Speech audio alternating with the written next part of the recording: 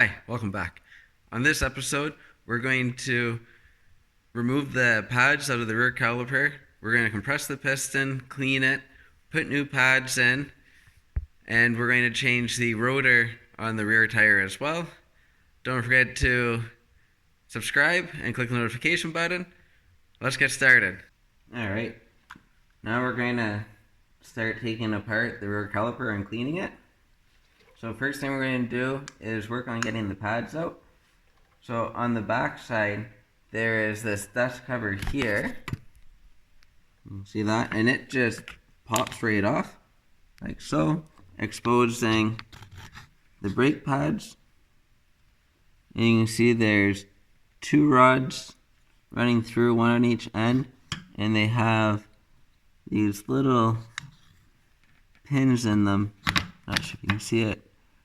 Right there and right there, and that's what holds them in.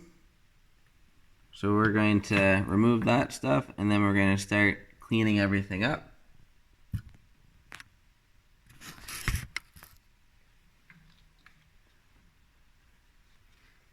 Yeah, that dust pad, it has these two clips, so it just shoves in, and those clips hold it on like so to try to keep some dirt and stuff out.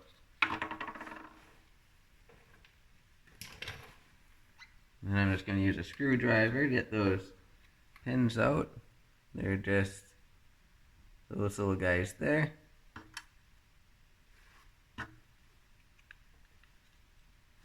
And then I'm just going to take my little tiny screwdriver and I'm going to push down on these two holes right there and right there, and those rods that the pins were in will push out enough so I can grab them on the other side with my finger. And then I'm able to just grab them like so and pull them right out like that. There's the little tiny slide pin. And same with the other one. Off.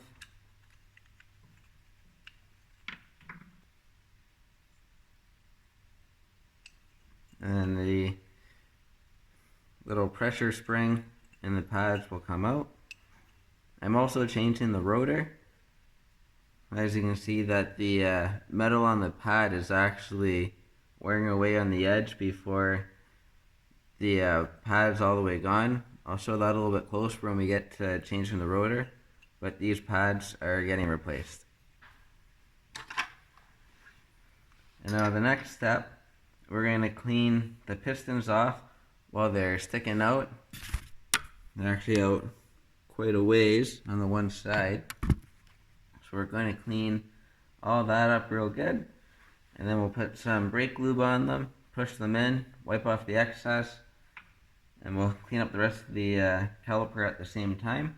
And then we'll be ready to start reassembling and pushing the pistons in. So I'm going to wear safety glasses while I do this, just so I don't get any brake cleaner in my eye. And I'm also going to wear gloves.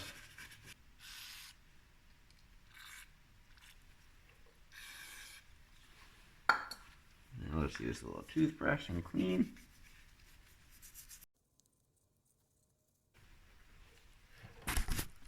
Alright, now that's quite a bit cleaner than what it was before. I could go a little bit more, but nobody really sees it, and all the important stuff is clean. So now we can put some brake lube on the pistons and then squeeze them in. So I'm just using some Easy Slide.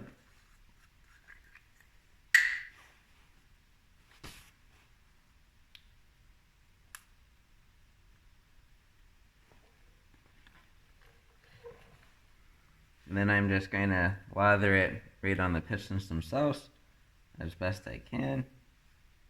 And then we will squeeze the pistons in. For squeezing the pistons in, I usually just do them by hand. They normally go. The pistons will you'll squeeze one another, will move a little bit. You just kind of work them all in, and it usually is fine. If they're too stiff to squeeze, you'll have to take a C-clamp and a block of wood and kind of squeeze one side down at a time. But with these little calipers, they usually go pretty easy with just your hands within with a couple minutes of work. So now I'm just going to physically squeeze them in. I'm going to start with the ones that are sticking out more than the other ones. Just a little spot there.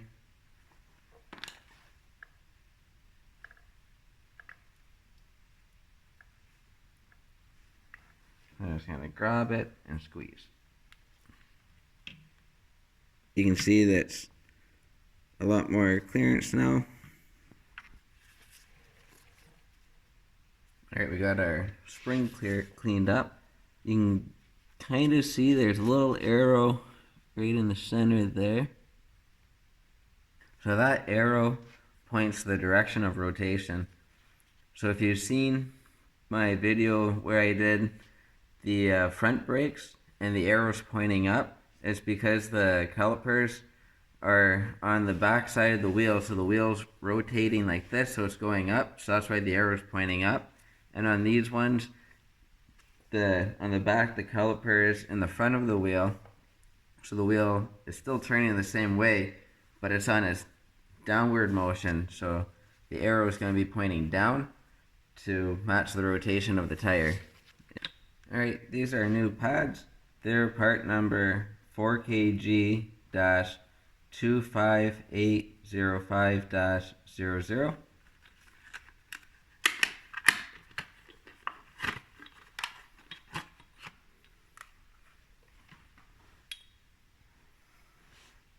So, unlike the front pads, they have just a single slider pin in the center.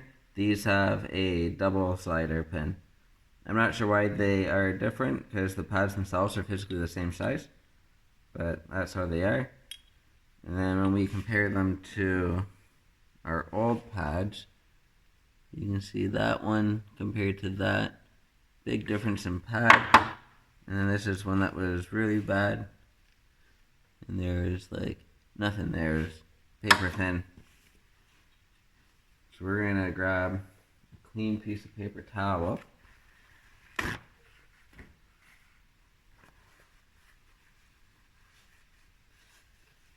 And I'm going to put just a little bit of brake cleaner on the paper towel itself. And then I'm just going to wipe off any grime or anything that might have got on it in the manufacturing process.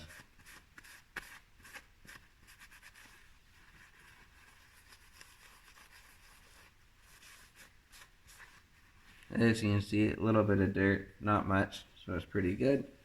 And then we'll do the same thing with the other one. A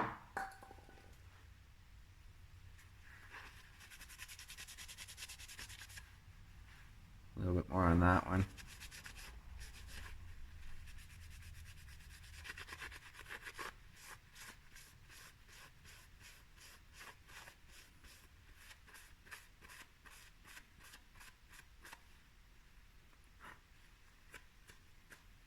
If you use a regular rag, it's a little bit better than a paper towel because it won't break away as much, but it's okay for this. And then I'm going to take one pin and lube it up, and then I'm going to do the same to the other one. So I'm just going to take a little dab of lube on my finger and just wipe it on and coat the whole pin.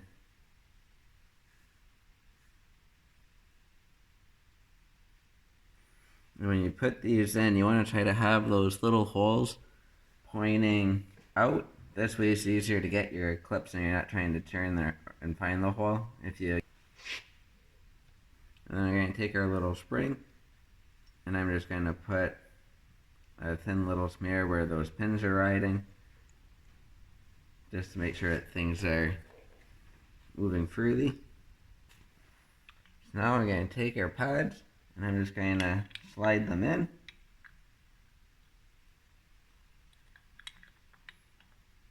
Make sure they go all the way. I'm going to take my pins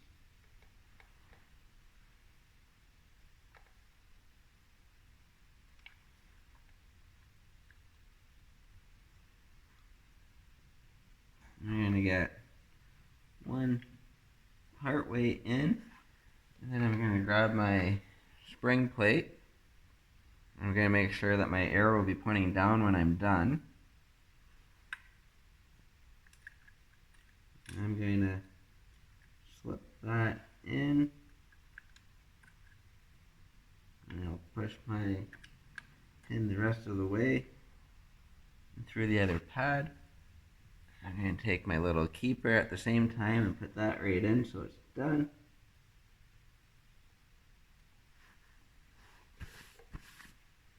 So it's looking like that now. I got one side in. Now I'm going to do the same on the back side. Or on the bottom one, I guess I should say. So then that's what that looks like. Both pins are in. And I usually just kind of make sure those are sitting down. So that's all completed. And then you take your dust cap and it just slips right on like that. And now your dust cap's on and your caliper is finished. So now you're ready once you get your rear tire back on to put it together. Or if you're doing this, you don't need to pull your rear tire off. You can just take the two bolts out holding the caliper on, swing it onto your footrest like this. You can change your pads and then throw it back on and never have to pull the rear tire off. I'm changing the rear rotor, so I had to pull the tire off for that, and I changed my drive belt at the same time. And that is in another video if you want to check that out. Alright, now we're going to remove the rear rotor. I've got a new one. Its part number is 4WM-2582W-00. So I've already gone ahead and loosened all of these off.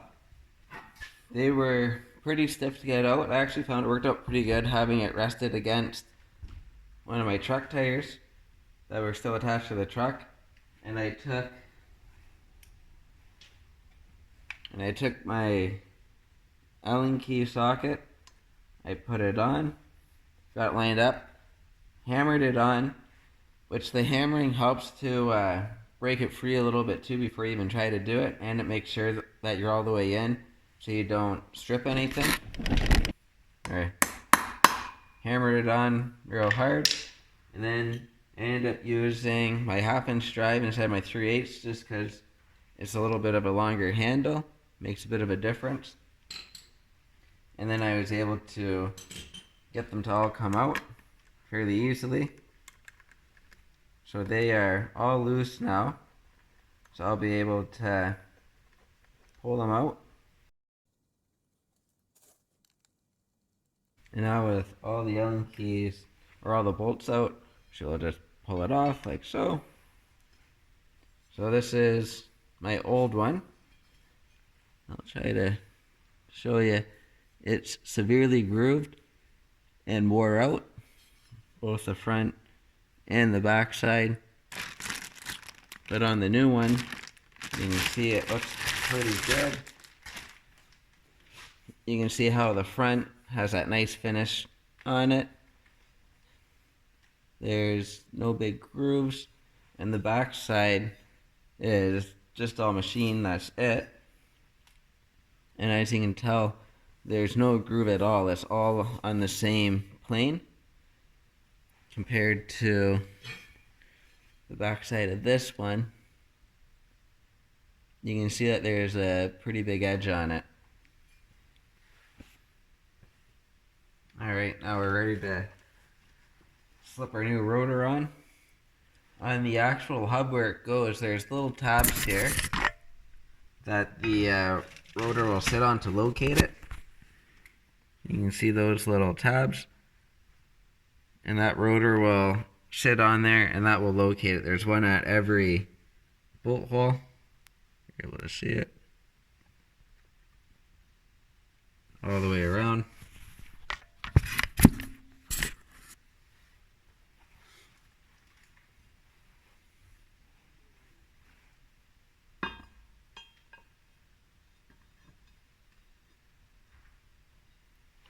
locate it. And then I'm going to grab some blue Loctite, and we're going to Loctite all these bolts when we put them in, and then torque them down. Alright, so I'm just going to use blue Loctite. In these bolts, we're going to torque them down to 17 foot-pounds or 17 foot-pounds or 204 inch-pounds. And when we do start tightening them up, we're going to go in a crisscross pattern like when you put a tire on, just to ensure that things seat properly. And we're going to slowly increase our amount that we're torquing as we go.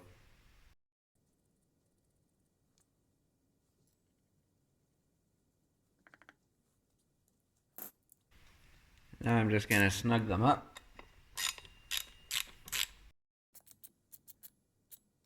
I'm going to start at 50 inch-pounds. I'm actually going to place my knees on each side of the tire, just to have a little bit of control.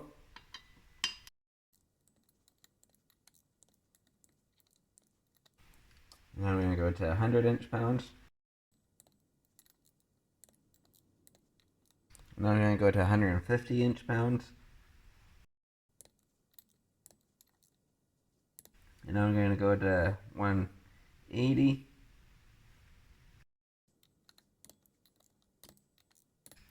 And now we're going to go to 200. And now we're going to go to 204. Perfect. And now our rotor is on. Once we get the rotor or the wheel on the bike, and before we put the caliper on with the pads, I'm going to spin the wheel and I'm going to use brake cleaner on the rotor itself to make sure that there's no dirt or grease, especially from our grubby fingers touching it as we go. Thanks for watching. Don't forget to subscribe, click the notification button, check me out on Instagram at Clargo Garage. Have a great night.